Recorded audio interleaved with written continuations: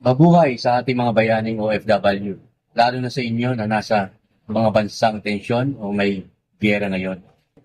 Alam ko mabigat ang nararamdaman nyo. Ang kaba para sa sarili at kagustuhan na magkapundar para sa pamilya habang may pagkakataon pa. Marami sa inyo ang nagtatanong, Paulsen, pwede pa ba ako mag-apply? Safe ba ang pera ko ngayong araw? Kahit maigpit dito ngayon dahil mayroong giyera, pag-usapan natin ang tamang strategy para mapataas natin ang approval rate nyo at masigurado natin ang inyong investment.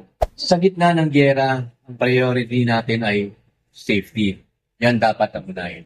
Pero para sa marami, ito rin ang oras na para mas lalong mag-ipon at mag-invest. Dahil hindi natin alam ang bukas eh. Ang pagkakaroon ng sasakyan sa Pinas ay hindi lang luho.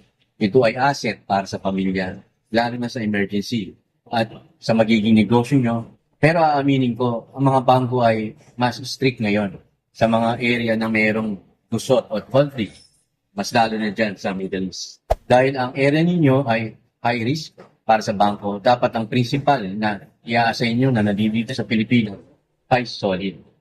Ang importante ngayon, ang principal ay dapat asawa ninyo. Siya po ang magsisilbing anchor ng application nyo para hindi na kailangan ng consularized SPA ba dahil nga may problema dyan. Mostly sarado ang embassy ninyo, malamang. Kaya mas maganda ngayon, na-read kayo, partner nyo sa buhay. Importante ang updated COE at payslip or contract kung maaari. Ipakita natin ang kumpanya ninyo ay stable pa rin o may international presence. Kapag nakita ng bangko na business as usual ang employer nyo, mas malakas ang loob nilang mag-approve.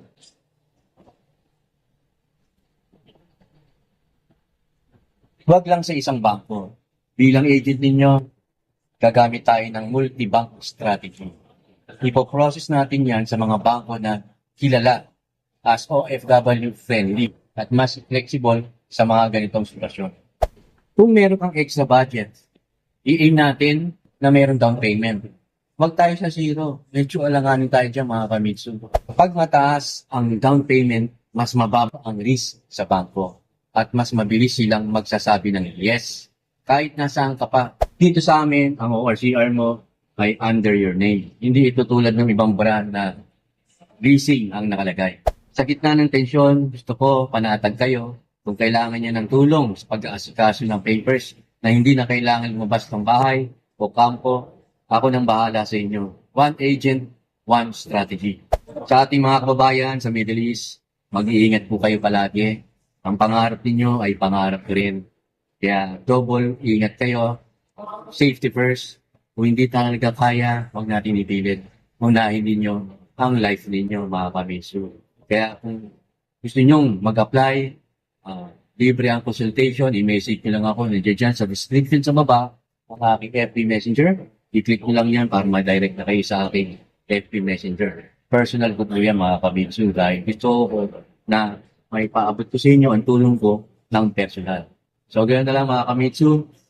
Basahin nyo lahat dyan sa description sa baba ang mga ating checklist para dito sa video na to, mga kakailanganin ninyo.